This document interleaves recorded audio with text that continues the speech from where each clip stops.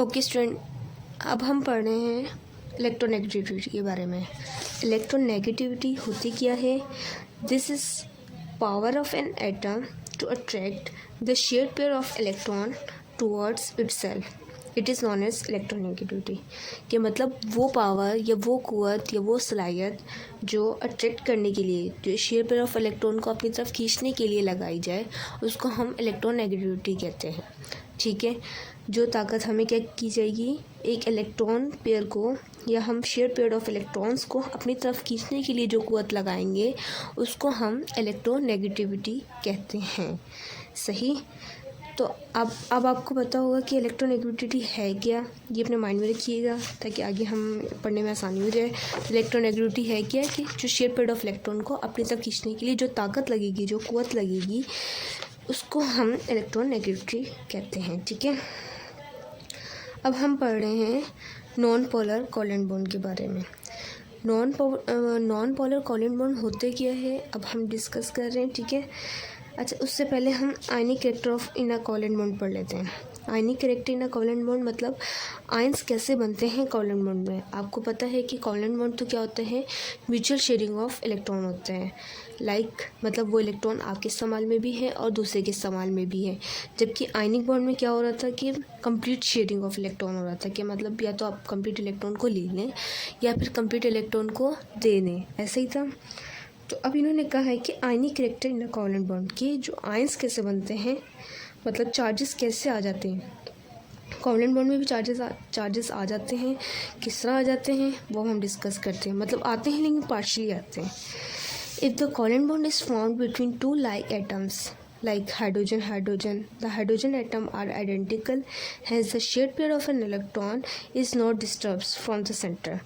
अगर हम same bonding रखें, दो इलेक्ट्रॉन हैं और वो दोनों क्या है, सेम एलिमेंट है, हाइड्रोजन और हाइड्रोजन सेम एलिमेंट है, उसको हम क्या करें, शेयर करवा रहे हैं, मतलब आपस में म्यूचुअल शेयरिंग करवा रहे हों, तो उसके ऊपर कोई चार्जेस नहीं आएगा। ठीक है, this hence the shared pair of an electron is not disturbed from the center. जब सेंटर से डिस्टर्ब नहीं होगा तो इट्स मीन कोई चार्जेस भी प्रोड्यूस नहीं करेगा। This molecule is called non polar. इसको हम क्या बोलेंगे, नॉन पोलर बोलेंगे। पॉलरिटी इसके अंदर आ नहीं रही है। ठीक है, because it is electrically neutral as well as symmetrical. के मतलब कुछ भी कर लो वो इलेक्ट्रिकली न्यूट्रल रहेंगे, उनके ऊपर कुछ भी चार्जेस नहीं आएगा, पार्शियली चार्ज भी नहीं आएगा। मतलब कम चार्ज के लिए आप, मतलब आसान लफ्ज़ों में समझने के लिए। ठीक है, लेकिन हम यही काम अगर दो अपोजिट एलिमेंट्स के दरमियान करवाएं, लाइक हाइड्रोजन और क्लोरीन, ठीक है, इनके दरमियान में जो बॉन्डिंग बन रही होती है वो भी सिंगल कोवेलेंट बॉन्ड एक उठा लिया इन लोगों ने। ठीक है, एक सिंगल लाइन से शो हो रहा है। अब क्या होगा, इसमें क्या हो जाएगा, चार्जेस प्रोड्यूस हो जाएंगे। अब क्या है, पूरी डिटेल पढ़ते हैं। If the covalent bond is formed between dissimilar atom से क्या हमारा एक हाइड्रोजन है और एक क्लोरीन है, दोनों सेम नहीं है, उसमें हमने हाइड्रोजन लिया था, इसमें डिफरेंट ले रहे हैं। ठीक है, molecules the shared pair of electron move closer to one of the both atom. ठीक है, इन HCl मतलब हाइड्रोजन और क्लोरीन की जो बॉन्डिंग है, molecules chlorine is more electronegativity इसकी ज़्यादा है। मतलब क्यों, क्योंकि इसकी लास्ट शेल में ज़्यादा इलेक्ट्रॉन है, ये इसकी इलेक्ट्रोनेगेटिविटी ज़्यादा है, मतलब शेयर पेयर ऑफ इलेक्ट्रॉन को ये अपनी तरफ खींचने की ज़्यादा एबिलिटी रखता है। ठीक है, has a shared pair of electrons is drawn near to the chlorine than hydrogen atom.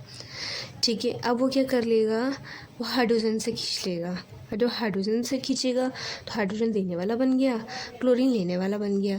तो देने वाला होता है उसके ऊपर चार्ज पॉजिटिव, जबकि लेने वाले के ऊपर चार्ज नेगेटिव आ जाता है। ठीक है, अब क्या हो रहा है कि जो एक HCl में अब क्या होती है, पार्शली क्या हो गया, इसके ऊपर आयनिक चार्जेस आ गए, जिसको हम पोलर कोवेलेंट बॉन्ड भी कहा जाता है इसको। ठीक है, ये आगे डेफिनेशन में भी यही लिखा हुआ है इनकी ना, के ऊपर जो उसके ऊपर पोलैरिटी की वजह से क्या आ गया, उसके ऊपर चार्जेस आ गया। इसी तरह जो डेफिनेशन थी ना नॉन पोलर कोवेलेंट बॉन्ड और पोलर कोवेलेंट बॉन्ड की, वो यही है कि अगर हम सिमिलर लें तो कुछ भी हो जाए उसके अंदर वो क्या होते हैं, चार्जेस नहीं बन रहे होते हैं, ना ये खींच पाता इसको, ना ये खींच पाता इसको, ना ये खींच पाता इसको, चाहे डबल के हिसाब से ना ट्रिपल के हिसाब से, या कुछ और भी इस तरह के हैं जो क्या करते हैं, ना आप खुद लेते हैं ना किसी को दे पाते हैं। तो ये क्या है, नॉन पोलर है, इनके ऊपर पार्शली चार्ज भी नहीं आता। जबकि जिनके ऊपर पार्शली चार्ज आ जाए, मतलब वो एक की इलेक्ट्रॉनिक, देखो इनमें क्या होता है, इलेक्ट्रोनेगेटिविटी तक दोनों की सेम होगी तो नहीं खींच पाएंगे, ठीक है। अगर एक में ताकत ज़्यादा है, एक में ताकत कम है, तो वो खींच लेंगे। तो जब खींच लेंगे तब उनके ऊपर चार्जेस आ जाएंगे। जिससे यहाँ नाइट्रोजन और ये 3 हाइड्रोजन है, नाइट्रोजन ज़्यादा पावर रखते हैं, ये 3 हाइड्रोजन कम रखते थे, इसीलिए इन तीनों से उसने क्या कर लिया, खींच ली। तो इट्स मीन इसके ऊपर नेगेटिव चार्ज आ गया, इन तीनों के ऊपर पॉजिटिव चार्ज आ गया, ठीक है।